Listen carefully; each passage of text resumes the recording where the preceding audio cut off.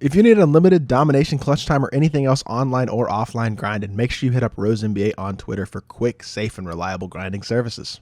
Yo, what is good, YouTube, and welcome back to another JC2K video. In today's video, we're going to be talking about which takeover player you should take as your limited grand prize if you get all 6 rings this season in NBA 2K23 MyTEAM. Before we hop into this video though and talk about what player you should pick, if you haven't already, make sure you hit that subscribe button. Help me push towards the 8,000 subscriber mark on the channel. I upload every single day, multiple videos almost every day as well, and I would really appreciate your support if you haven't already, if you do subscribe. Without further ado, let's hop right into it. So for completing limited this season, getting all 6 rings, you get an 11 card option pack that contains the 10 previous takeover players from this season, and then it will also contain, at least I am 99% sure, it will contain the new takeover Anthony Edwards that is also coming out today. So the takeover players that you're going to have an option of getting, there's no completion reward, but you'll have Shawn Kemp, Bill Russell, Jason Kidd, Andre Iguodala, Tony Parker, Lamar Odom, Alex English, Elgin Baylor, Darren Williams, and Donovan Mitchell. So the players that I'm going to eliminate immediately is just I would not recommend getting no matter what are Darren Williams, Bill Russell,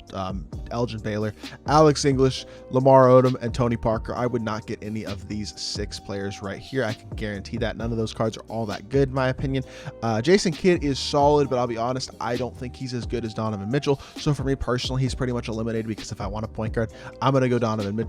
And Shawn Kemp is definitely a card I'd consider getting, and then Andre Iguodala is definitely a card I'd consider getting. There's a reason I got these 3 cards. I grinded for all of them because they are elite options. And then this new Anthony Edwards as well is a really good card. So for me personally, I can immediately narrow it down to Iggy, Kemp, Donovan Mitchell, and Anthony Edwards. For my personal opinion, based on the cards that I think are the best cards and the most elite cards in my team. All 3 of these cards right now, Iggy, Kemp, and Donovan Mitchell, are on my God squad.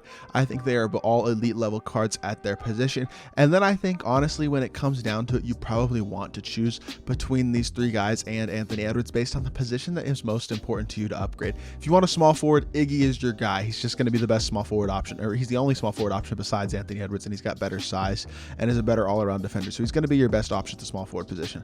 Power forward position, it's going to be Shawn Kemp. Power forward or center, obviously those are the only, he's the only player of the takeover players that I think is an elite option at the power forward or center position. He's an exceptional card. And then Donovan Mitchell, same thing. If you want a point guard, you're going to want to go Donovan Mitchell. Now, if you want a shooting guard, that is where the question becomes, do you want Anthony Edwards? Do you want Andre Iguodala? And Anthony Edwards, this is the new Anthony Edwards card. Let's look at his stats real quickly. He's got 93 speed and excel, 90 shot 3, a 97 driving dunk, 80 interior, 85 perimeter, 92 lateral, an 82 steal, as well as an 88 speed ball, a hot fast switch, limitless takeoff, and posterizer. Doesn't get limitless range, but has basically the other key shooting badges that you want. No Agent 3 either, though that is a little bit annoying.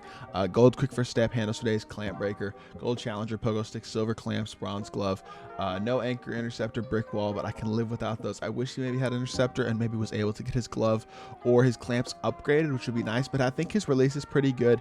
Dribble style pro is not a bad dribble style, so I can work with that. You can burst out of it, although pro size of escape is not great. I will say that. Hard behind the back, I really don't even know how good the hard behind the back is, but this Anthony Edwards card does look pretty good. I think he is going to be a pretty great offensive shooting guard. Like, I think he's going to play really, really well as an elite slashing guy who also has a lot of good shooting badges, a high 3-point rating, and not going to be a horrible defender with some solid playmaking badges as well.